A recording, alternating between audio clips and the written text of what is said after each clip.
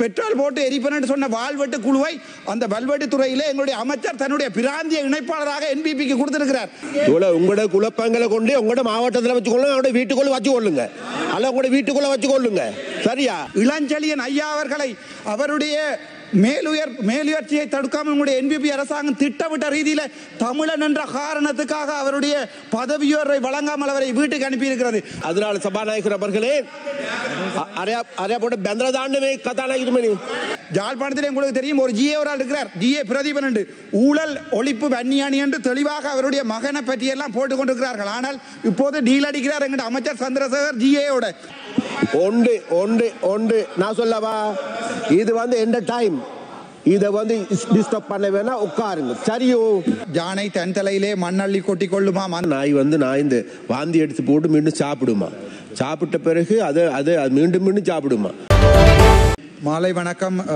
எங்களுடைய பாராளுமன்ற உறுப்பினர் கௌரவர் ராஜீவன் அவர்கள் கொண்டு இந்த பிரேரணை என்னவென்றால், யானை தன் தலையிலே மண்ணள்ளி கொட்டி கொள்ளுமாம், அந்த வகையான ஒரு சிறுபிதனமான பிரேரணை. என்னென்றால், அரசாங்கம் உங்களிடம் இருக்கிறது, அரசாங்கத்திலே மக்களை பாதுகாப்போம் என்ற அடிப்படையில் தான் அரசாங்கத்தை எடுத்துக்கொண்டு நீங்களே ஒரு பாதுகாப்பு பிரேரணையை கொண்டு வந்து வடக்கு கிழக்கில் போதை இருக்கிறது என்று சொல்றது மிகவும் கேவலமானது. நான் இந்த ஒரு சில விடயங்களை சொல்ல வேணும்.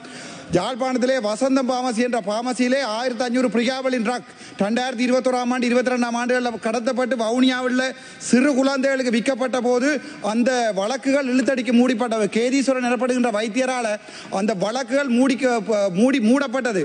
ஆனால் அது சம்பந்தமாக உள்ள அமைச்சர் இல்லை, உங்களுக்கு இல்லை, எல்லாருக்கும் தெரியும். நீங்கள் அது சம்பந்தமான நடவடிக்கை எடுப்பதற்கு தயாராகவில்லை. இன்னொரு முக்கியமான விடயம், யாழ்ப்பாணத்தை பொறுத்த வரைக்கும் உங்களுக்கே தெரியும், ஒரு நாட்டின் நீதிமன்றம் சுயமாக இயங்காவிடில் அந்த நாட்டிலே நீதி நியாயம் ஒருபோதுமே நிலைநாட்டப்படாது. ஆனால் என்ன நடக்கின்றால், எங்களுடைய கடவுள் என்று வர்ணித்துக் கொண்டிருக்கிற வடக்கின் கடவுள் என்று வர்ணித்துக் கொண்டிருக்கின்ற நீதிபதிகளுக்கே நீதிபதியான இளஞ்செழியன் ஐயா அவர்களை அவருடைய மேலுயர்ச்சியை தடுக்காமல் உங்களுடைய என்பிபி அரசாங்கம் திட்டமிட்ட ரீதியில் தமிழன் என்ற காரணத்துக்காக அவருடைய பதவி உயர்வை வழங்காமல் அவரை வீட்டுக்கு அனுப்பி இருக்கிறது. அப்படியான கேவலமான வேலை செய்கின்ற அரசாங்கத்தில் பங்கு வகிக்கின்ற பாராளுமன்ற உறுப்பினர் நீங்கள் வடக்கு கிழக்கில் எவ்வாறு போதைகளை குறைக்கலாம் என்று ஒரு பிரேரணையை கொண்டு வருவோம் என்றது கேவலமான செயல். அது தவிர வடக்கு கிழக்கின்ற நீதிமன்ற கட்டமைப்பை எடுத்து பாருங்கள். வடக்கிலே மன்னார் நீதிமன்றத்திலே வெளியிலே வைத்து சுட்டிருக்கிறார்கள் ஒருவரை.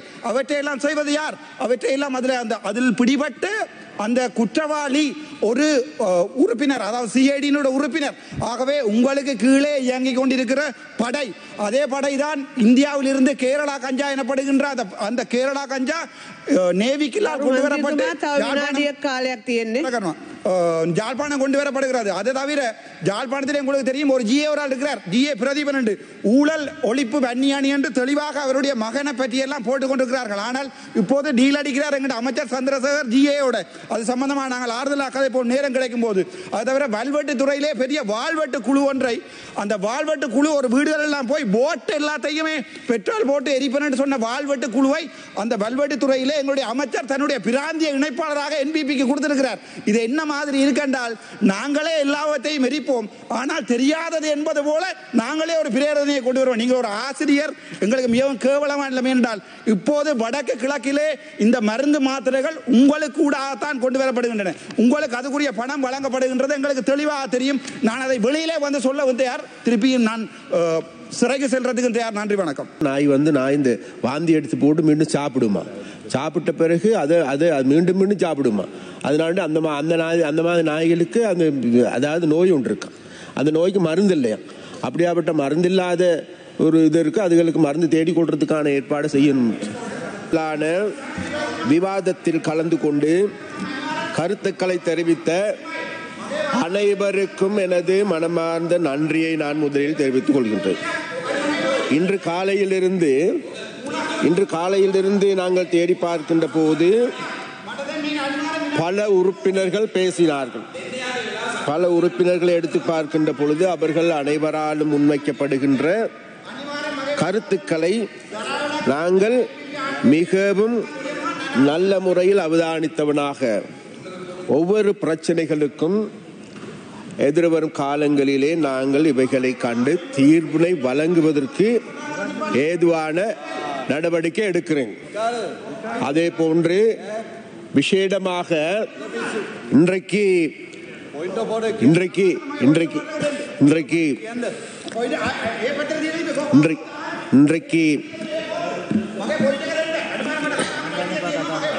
இன்றைக்கு விசேடமாக இன்றைக்கு இந்த காலையிலிருந்து இடம்பெற்ற இந்த விவாதத்தின் பொழுது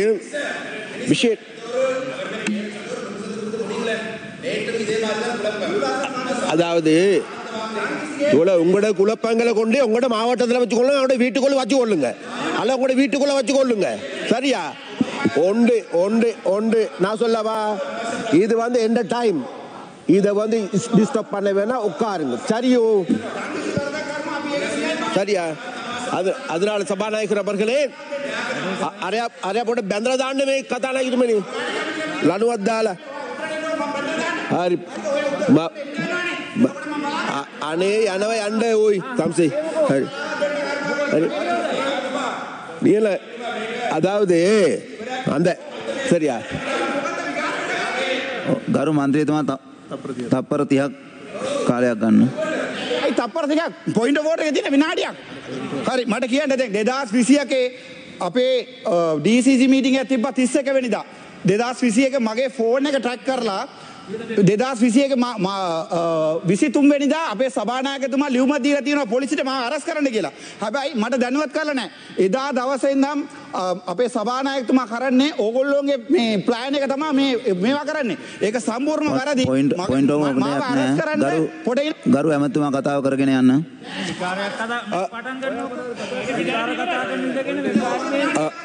கௌரவ உறுப்பினர்களே, இன்று காலையிலிருந்தே இடம்பெற்ற இந்த விவாதம் நல்ல முறையில் இடம்பெற்று சொல்கின்றது. நல்ல முறையில் இடம்பெற்று செல்லுகின்ற போது இப்பொழுது